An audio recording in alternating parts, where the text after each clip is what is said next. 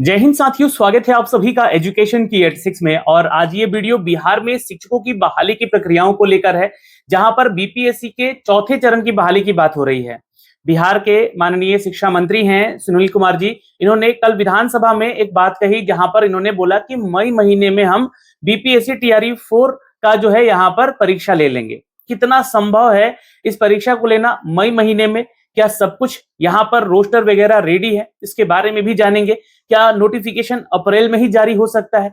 इसके बारे में भी हम साझा करेंगे।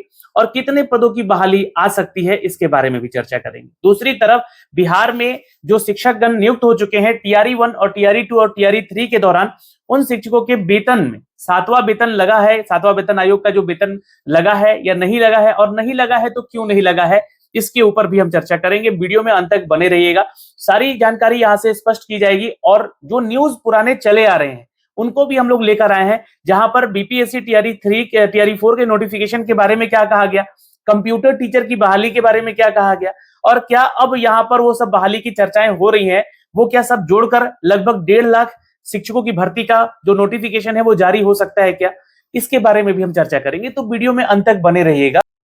तो खबरों की माने तो खबर यहां से निकलती है कि जनता दल यूनाइटेड के ऑफिशियल ट्विटर हैंडल पर यह बताया गया था, मैंने अपने वीडियोस के माध्यम से आपको ये जानकारी भी साझा की थी उस समय, कि 28,000 मध्य विद्यालय हैं जहां पर कि कंप्यूटर शिक्षा को बहाल किया जाएगा।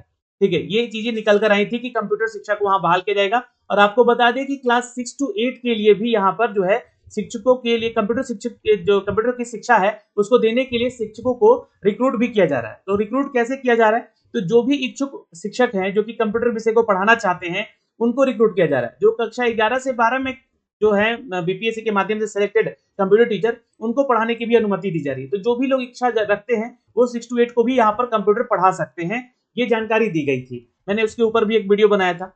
फिर उसके बाद दिसंबर महीने में ही एक नोटिफिकेशन जारी किया गया, जहां पर विधानसभा के अंदर ही यह सारा चीज बताया गया कि जो अनुपूरक जो बजट दिया गया है उसमें वाद विवाद के दौरान शिक्षा मंत्री ने घोषणा भी किया कि लगभग अभी 1,60,000 शिक्षकों की नियुक्ति होगी। यानी कि यहाँ पर हमने यहाँ पर जो है टीआरई 1, टीआरई 2 और टीआरई 3 को मिलाकर देखेगा तो इनकी नियुक्ति की प्रक्रिया कंप्लीट हो रही है, ये बातें कही थी उन्होंने। और अगस्त के बाद जो है विज्ञापन जारी किया जाएगा।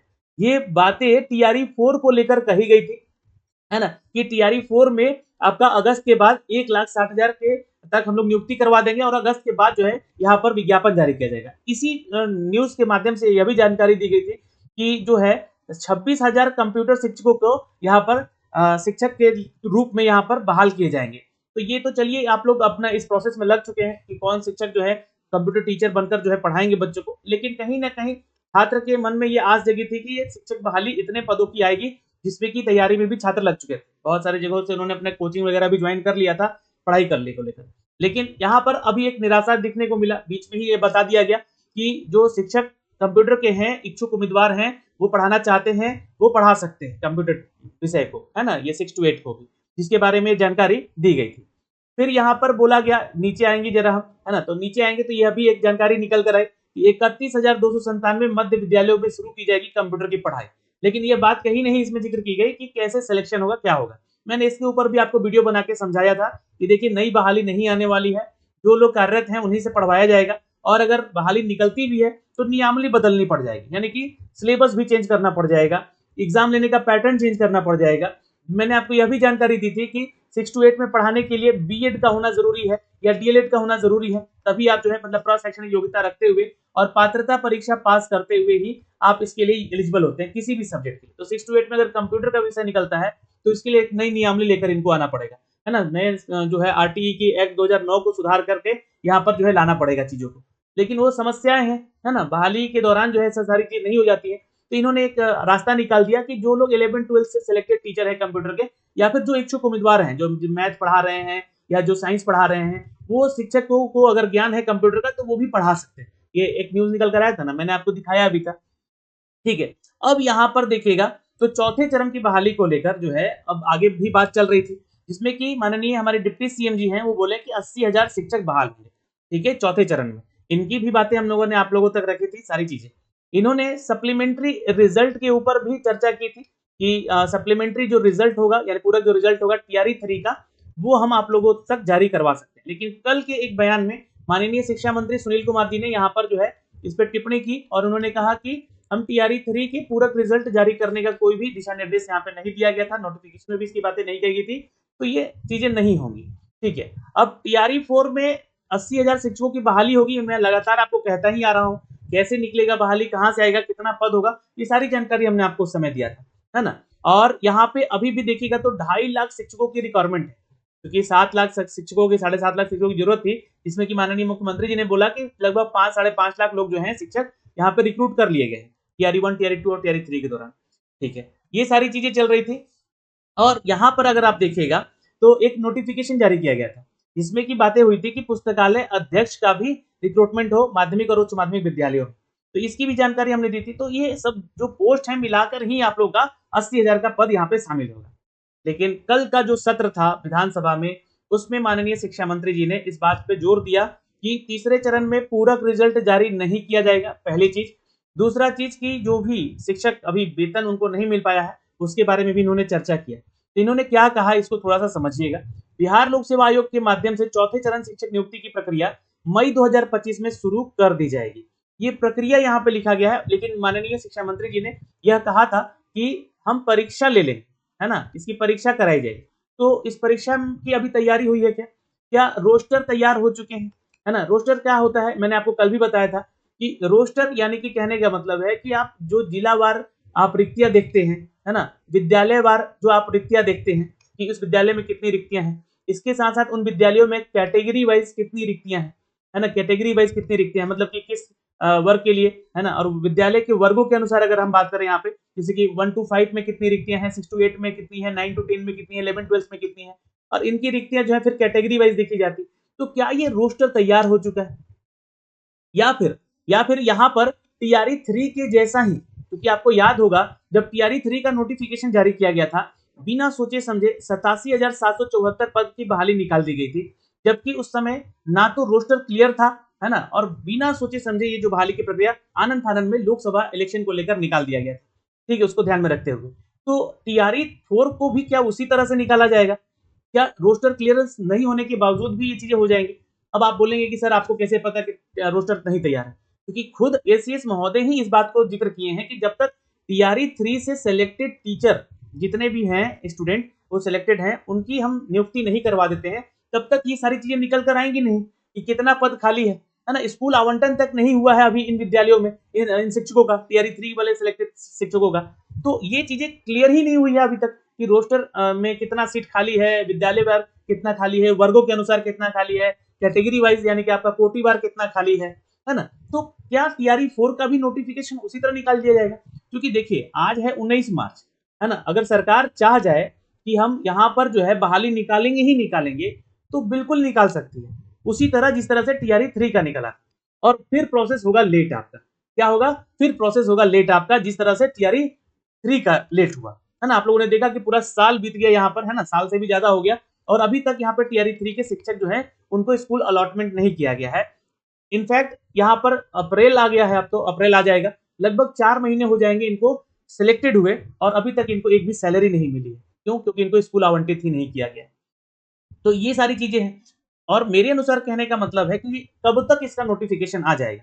तो देखिए मई में नोटिफिकेशन आ सकता है, अगर तो बिल्कुल आ सकता है, प्रोसेस शुरू हो सकता है तो बिल्कुल शुरू हो सकता है, बिल्कुल। लेकिन ये सारी चीजें जो हैं, जो नीतिगत यहाँ पर फैसले लिए जाते हैं, इनमें समय लगेगा ही, और ये कम से कम जुलाई जाएगा ही, है ना, जुलाई के आसपास या जुलाई से ज्यादा भी हो सकता है, और जुलाई या अगस्त भी जा सकता है ना, बट कम से कम मैं बोल रहा हूँ कि ये जुलाई तक आने की संभावनाएं दिख रही हैं। ठीक है, अब टीआरई 4 की नियुक्ति में शामिल किए जाएंगे, साथ ही अन्य रिक्त पद जो कि गणना शिक्षा विभाग करेगा, तो अभी ये नहीं हुआ है। ठीक है, ये बातें यहाँ पर साफ साफ लिखी भी जा रही है ना। और इसके बाद शिक्षक नियुक्ति का 5वां चरण भी होगा, इन्होंने कहा है, शिक्षा मंत्री जी ने हमारा ये अपडेट दिया है। ठीक है, अब यहाँ ना उसमें मांग कर रहे थे छात्र की सप्लीमेंट्री रिजल्ट दिए, तो इसको तो लेकर एकदम स्पष्ट कर दिया गया कि नहीं, आप लोग को यहाँ पे जो है पूरक रिजल्ट नहीं जारी किया जाएगा। और ये बातें मैं आपको पहले भी बता रहा कि उस पूरक रिजल्ट को आने में जो है ना बहुत सारी कंफ्यूजन क्रिएट हो सकता है, और उसमें जो है सरकार फंस सकती है, क्योंकि नोटिफिकेशन में इसकी बातें कहीं कहीं नहीं गई थी। बस मौखिक रूप से माननीय डिप्टी सीएम के द्वारा ये कहा गया था कि हम देंगे इसको, और लगभग जो है वहां पे जो छात्र सिलेक्टेड हैं ज्यादा पदों पर, जैसे कि मल्टीपल रिजल्ट की बात हुई थी, है ना। तो मल्टीपल रिजल्ट कहने का मतलब है यहाँ पर कि एक छात्र का यहाँ पर जो है, मान लीजिए कि सिलेक्शन हुआ, एक छात्र का सिलेक्शन हुआ 1 to 5 में भी, 6 to 8 में भी, 9 to 10 में भी और 11-12 में भी। तो ये तो कहीं ना कहीं एक ही जगह ज्वाइन करेगा, लेकिन बाकी 3 जगह का इसका जो है सीट खाली रह जाएगा। तो वैसे करके अगर बताया गया है कि लगभग 5 से 6 हजार सीटें रिक्त रह जाएंगी, है ना। तो अब माननीय जो शिक्षा मंत्री है, उनका कहना है यहाँ पर कि आप लोगों का जो सीट होगा, है ना, ये अगली बहाली में जोड़ दिया जाएगा, यानी कि टीआरई 4 में वो जाएगा। तो ये इनका सप्लीमेंट्री रिजल्ट भी यहाँ से दिखता हुआ नहीं नजर आ रहा है। अब बात कर लेते हैं दोस्तों एक ऐसे विषय की जो कि आपके वेतन को लेकर, ठीक है। पहले जारी परीक्षा परिणाम का आयोग पूरा रिजल्ट नहीं कर रहा है यहाँ पर, ये तो मैंने आपको बता दिया। और मई से शुरू होगी चौथा चरण, तो मई में नोटिफिकेशन आ सकता है, लेकिन जुलाई तक ये मैं आपको संभावित बता रहा हूँ कि सब कुछ क्लियर होकर लगभग जुलाई लग ही जाए, ये कहा गया है अभी तो फिलहाल, लेकिन ऑफिशियल तौर पे इसका जो है सब कुछ आने में समय लगेगा ही लगेगा। बट आप अपनी तैयारी को बेहतर बनाइए, जो भी लोग बीपीएससी शिक्षक बहाली की तैयारी कर रहे हैं। और मांग तो हमेशा एक रहेगी हमेशा कि एसटीईटी 2025 का प्रथम फेज अब करवा लिया जाए, क्योंकि जैसा कि कैलेंडर जारी किया गया था, एसटीईटी 2024 में 2 फेज होंगे। प्रथम फेज तो हुआ, लेकिन दूसरा फेज नहीं लिया गया।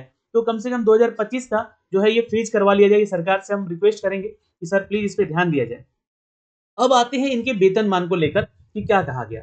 यहाँ पर देखिएगा तो बीपीएससी शिक्षकों को 7वां वेतन नहीं है, 8वें के लिए भेजेंगे अनुशंसा, ठीक है। यानी कि आप लोगों की बातें यहाँ पर कही जा रही है कि सुनील कुमार ने, जो कि शिक्षा मंत्री जी हैं, और विधानसभा में यह बिहार राज्य के बीपीएससी के माध्यम से टीआरई 1, टीआरई 2 और टीआरई 3 से चयनित शिक्षकों और सक्षमता पास विशिष्ट शिक्षकों के पद के 7वें वेतन आयोग में शामिल नहीं किया गया है, उनको वित्त विभाग की ओर से विशेष वेतन तय किया गया है। उन्होंने बताया कि 8वें वेतन आयोग का गठन किया जाना है अभी, और इसमें फिटमेंट कमेटी बनती है ना। तो ये फिटमेंट कमेटी जो है, इसके द्वारा विभिन्न विभागों के पदों का वेतन का निर्धारण और सुझाव दिया जाता है, लिया जाता है। अब यहाँ पर ये चीजें सब कुछ सामने जाएंगी, तो ये अब पता चलेगा कि क्या शिक्षा विभाग में शिक्षकों की जो रिक्रूटमेंट हुई है, उनको भी 8वां वेतन के तहत रखा जाएगा या नहीं रखा जाएगा। ये जानकारी यहाँ से दी है उन्होंने। और 8वें वेतन आयोग के फिटमेंट कमेटी में सरकार इन शिक्षकों के वेतन मान को लेकर अपनी अनुशंसा देगी। तो अभी ये क्लियर ही नहीं, ठीक है। और 7वां वेतन भी नहीं मिला है इनको, है ना। 8वां वेतन की तो बात ही छोड़िए, यहाँ पर 7वां वेतन भी नहीं मिला है। तो ये है जानकारी यहाँ से दोस्तों इन सभी पदों को लेकर। फिलहाल बिहार में और भी विभाग है जहां पर वैकेंसीज निकल रही हैं, इसका लगातार मैं अपडेट दे रहा हूं। इससे पहले मैंने एक वीडियो बनाया था जिसमें कि बताया था कि ये 27,000 वैकेंसी स्वास्थ्य विभाग की तरफ से आ रही है, जिसमें कि अब नई वैकेंसी को जीएनएम को जोड़ा जाएगा। उस वीडियो को जाके आप लोग देख लीजिए। फिलहाल जो भी अपडेट आएंगे हम आप तक साझा करते रहेंगे अपने चैनल के माध्यम से भी। अभी के लिए इस वीडियो में इतना ही। जय हिंद।